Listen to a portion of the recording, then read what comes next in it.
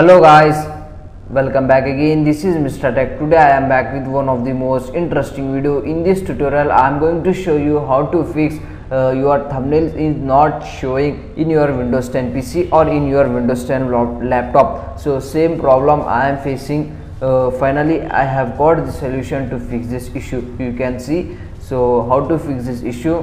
Follow my easy and simple step. So first of all, press Windows key button and here type Control Panel and hit Enter, and here find out File Explorer option.